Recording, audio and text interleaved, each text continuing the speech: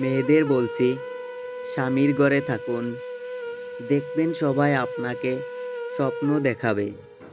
কিন্তু আপনার ডিভোর্স হয়ে গেলে সবাই শুধু আপনাকে ভোগ করতে চাইবে, কিন্তু কেউ কখনোই আপনার সাথে বিয়ে করতে চাইবে না।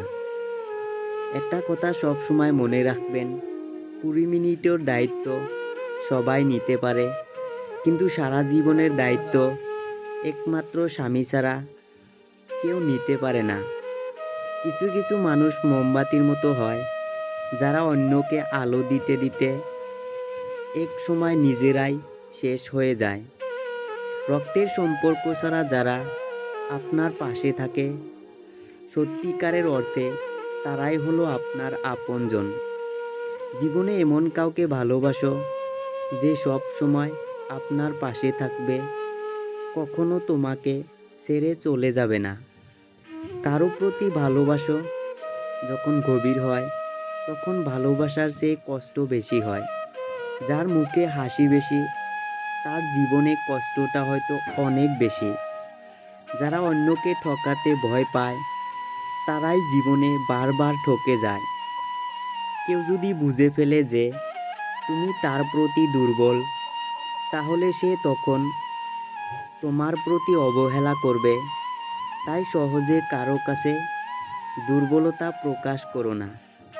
লোক হাত থেকে ছিনিয়ে নিতে পারে, সিন্দুক থেকে চুরি করতে পারে, কিন্তু কখনো ভাগ্য থেকে সরাতে পারে না। শত শত আঘাতের পরেও মুখে হাসি নিয়ে চলার নামই হলো জীবন। আপন ভেবে কাউকে মনের সব কথা বলো না। এমন সময় আসবে, সে তোমাকে তোমার কথা দিয়ে আঘাত করবে।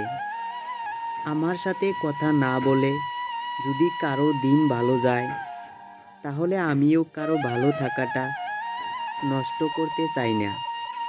সব কথায় জবাব দিতে নাই, কিছু কথা সময়ের জন্য রেখে দিতে হয়। বিশ্বাস ছাড়া ভালোবাসা অর্থহীন, আর অধিকার ছাড়া সম্পর্ক মূল্যহীন। রূপ, যৌবন আর অর্থ, এগুলো আপনার সাময়িক পরিচিতি। সময়ের সাথে সাথে এসব ছেড়ে চলে যায়, কিন্তু আপনার ব্যবহারগুলো আপনার চিরস্থায়ী পরিচয়, যা মরার পরেও সকলের স্মৃতিতে রয়ে যায়।